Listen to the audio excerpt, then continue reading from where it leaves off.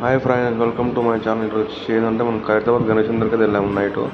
Sunday night 11 o'clock అంటే 11 o'clock అనమాట. ఇది చూసుకోవచ్చు. షెడ్ వర్క్ ఏదో వస్తుంది ఖైరతాబాద్ మా వినాయకుడు అయితే. ఎల్లింగ్ వర్క్ అయితే నడుస్తుంది, ఫుల్ ఫాస్ట్ నడుస్తుంది.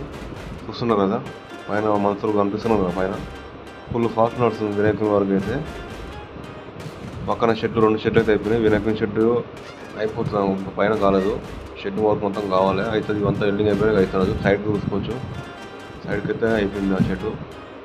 ఇంకో షెడ్ కూడా అయిపోయింది రైట్ సైడ్. 2 అక్కడ పక్కన ఇక్కడ పక్కన విగ్రహాలు వస్తాయి కదా, దాని పని కూడా అయిపోయింది. ఇంకోటి వచ్చి ఈరోజు ఏంటంటే ఏమో హోమం వర్క్ హోమం అయితే అయింది. అక్కడ వినాయకుడి హోమం చేశారు, కనిపిస్తున్న హోమం చేశారు ఈరోజు అయితే. అక్కడ మధ్యాహ్నం హోమం చేశారు. సండే ఆఫ్టర్నూన్ హోమం జరిగింది అక్కడ, చూసుకోవచ్చు మీరు. హోమం కూడా బాగానే చేశారు, బాగానే మంది వచ్చారంట. 2 hours అయింది హోమము. చూశారు ఫ్రెండ్స్, ఇంత పెద్ద విగ్రహం పెడతారు కాబట్టి దాన్ని బట్టి ఒకటి చేయాల్సి వస్తుంది కాబట్టి చేస్తున్నారు మా వాళ్ళు, కమిటీ మెంబర్స్. చూస్తున్నారు వినాయకుడి ఎంత హైట్ ఉందో.